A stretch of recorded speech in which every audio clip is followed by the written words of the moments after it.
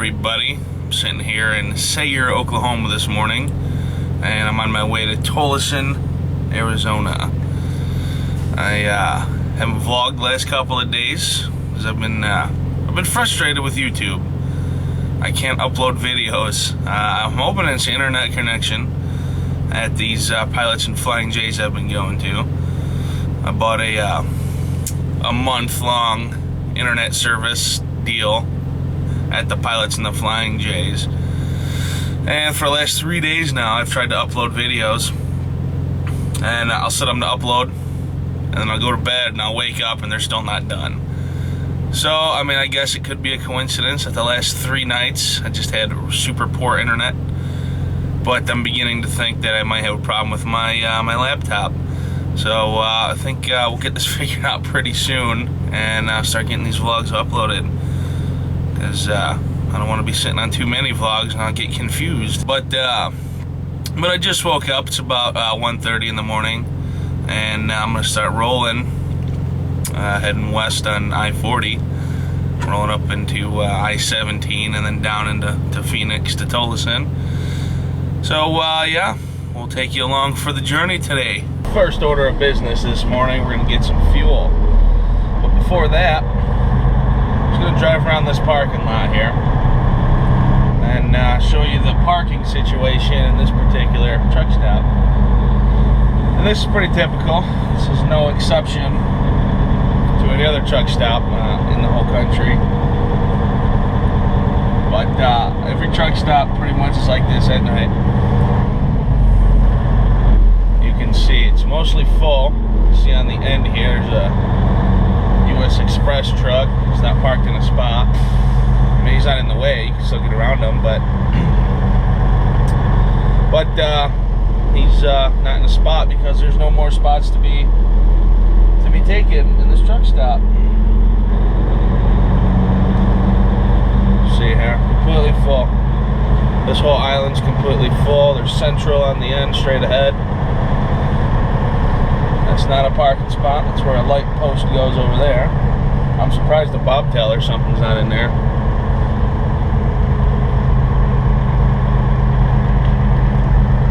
Ah, there is one spot right there. I bet you that guy just left though. But here we go, trucks over here, not in parking spots, which is fine. I'm not showing you this to call these guys out. As long as they're not in the way, I don't care where they park. They're not in anyone's way, they're not blocking anybody. Who cares? It's something you have to do. When you run out of hours, you run out of hours. However, I'm showing you all this because for those of you who've been following my channel and maybe aren't truck drivers or thinking about getting into trucking, you've seen a lot of the hate, and I'm getting a lot of questions about it, about a lot of other drivers claim that trucking's not a 9-to-5 job, Abe. Trucking ain't a 9-to-5. Well, I don't think most drivers in the country got that memo. Now, sure, you have a DOT clock to go by and you kind of get into a schedule and all this stuff. But for the most part, trucking is a regularly scheduled job, whether you run at night or day or whatever. Yeah, you can see this truck stop is 99.9% full. There was my spot that I pulled out, and then the one spot over here. But if you take all the people out of spots who aren't parked in spots, they're just parked, and you put them in those 2 spots, there's still more trucks in here than there are parking spots. So I don't want you guys to listen to those idiots out there who say trucking's not a 9-to-5 job, because later today, I don't know, maybe 30-minute break or something, we'll go around another truck stop in the middle of the day, and you will see how wide open it is. And then later tonight, when we hit a truck stop, I'll show you how locked up it is again. And it is like this every single night. So yeah, most drivers do not run at night. Most of them. Now, of course, I don't want to use a blanket statement here and say all drivers. Of course it's not all drivers, but for the most part, the truck drivers of America, even the ones who like to act badass, gung-ho, super trucking, they're usually shut down at night. And like I said, you could regularly see a lot of talk from people, whether it be at truck stops or on the internet, or it's common. It's commonplace. There's a misconception among truck drivers, I think. They say truckers never shut down. Trucks do never stop, technically.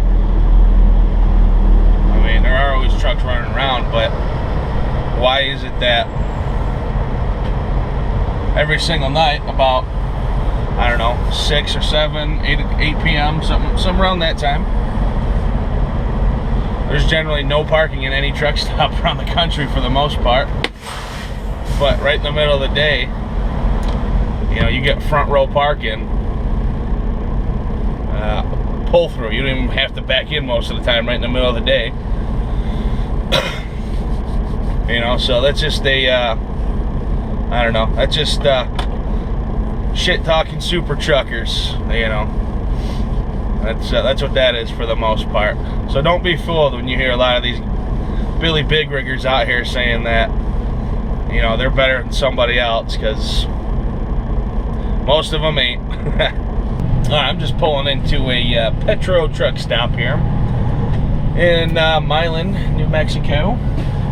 And I'll drive around the parking lot a little bit and show you how wide open this is. Like I said, it's just about 1:30 p.m. Now it's Monday. So, yeah. Earlier this morning, I don't know, what was it? 2 a.m. or something like that? I showed you another truck stop in Sayre, Oklahoma. It's completely locked up, full. Trucks were parking not even in spots. You see all this space out here. These are all spots. Let's make a little loop around here.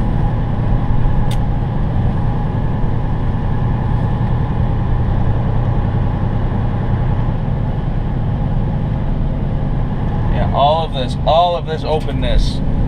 There's all chalk lines on the ground indicating that these are truck slots for truck parking. Look, empty, absolutely empty parking lot, pretty much. Pretty much all the spots right close to the truck stop there. They're pretty full, but all of this stuff out here, completely empty. Well, there are 2 trucks out there. Or is it just a trailer and one Stevens truck? Well, even up close to the truck stop here. And open spots all over the place. Open spots, open spots.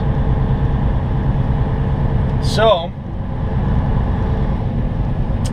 just like you'll hear a lot, coming through orientation, or if it's your journey through the getting your CDL, whatever, you're gonna hear a lot of misconceptions from everywhere, from the internet, from face-to-face talking with drivers. Trucking is an around-the-clock deal, and sure, I don't think there's any long-haul trucker out there who never runs at night. That's not what I'm saying. But I'm saying for the most part, most drivers, look at all this openness, all of that open space. But for the most part, the vast majority, I wouldn't even go as far as say something like, I don't know, just off the top of my head, probably over 90% of drivers in the United States, probably around the world, operate during daylight hours. And you'll meet guys in truck stops, and they'll tell you flat out that no, they won't run at night. That running at night stuff is for the rookies and all that. But there's a weird thing that happens a lot too. You see it a lot in the internet. And it's a lot of badass people out there. A lot of the super trucker type, I guess. You know, they try to make it seem like trucking is completely inconsistent time schedule, that you never know what you're gonna do, and there are times where definitely you're gonna be flopping schedules around occasionally. That is part of trucking. But it changing multiple times in a week span or so, no, that is not how the trucking industry operates for the most part. So yeah, I grabbed the spot up front. Hopefully I can get some good Wi-Fi today, because I have had some pretty severe troubles trying to upload some vlogs. So hopefully this close I get some pretty good Wi-Fi. All right, guys, I'm ending my day here. Didn't have too strenuous of a day. Only did 500 miles. But I do have a 24-hour window on the load, so I only got just under 400 miles to do tomorrow, and I'm not sure what I'm doing after I drop yet, so I'll let you guys know. But I did get a pretty interesting message, a confirmation, if you will, because I saw word of this going around on the internet about the 34-hour restart rule.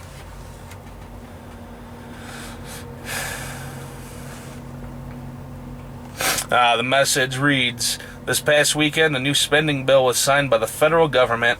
Included in this bill were 2 changes to the federal hours of service rule. Both changes will affect the 34-hour restart. The first change was the 34-hour restart will no longer require 2 periods from 1 a.m. to 5 a.m. The second change says the requirement that drivers wait 7 days to take another restart has been lifted. With these changes, any 34 hours off with give a driver, I think it meant to say will, give a driver a fresh 70 hours. No other changes to the hours of service were made. These changes are expected to remain until at least September 2015. Qualcomm has made the necessary changes already." So cool. I mean, it's official. The company I work for has already acknowledged it and already changed the system. So no more. If you start anytime, and as soon as you get that 34-hour break in, you have a fresh 70, which is great. Of all the more recent changes in the laws, that was the biggest problem I had, was the 34-hour restart rule. I thought it was pretty crazy that we couldn't get more than 1 reset a weekend. And I mean, it was really crazy that you had to do 2 periods of 1 a.m. to 5 a.m. in there, because it depends, you know. Some drivers do run more nights than days, and that kind of screws with them, kind of forcing them to start driving primarily in the daytime. So those changes were pretty dang awesome. The 30-minute rule, never really had a problem with it, because you know, within 8 hours, most drivers also stop, use the restroom, get something to eat, and then roll again. And by the time you find parking, you go into the truck stop, use the restroom, grab a bite to eat, and come back to the truck, there's 30 minutes right there. So I don't really care about the 30-minute rule, but the restart rule, that was more of a nuisance than anything. So I'm glad they got rid of that. Alright guys, I'm going to end the vlog here. I hope you enjoyed today's vlog. If you did, please hit the like button. And if you're not subscribed, please hit that subscribe button. It helps me out tremendously, and it lets you know every time I make a new video. So thank you guys for watching, and run hard and get paid.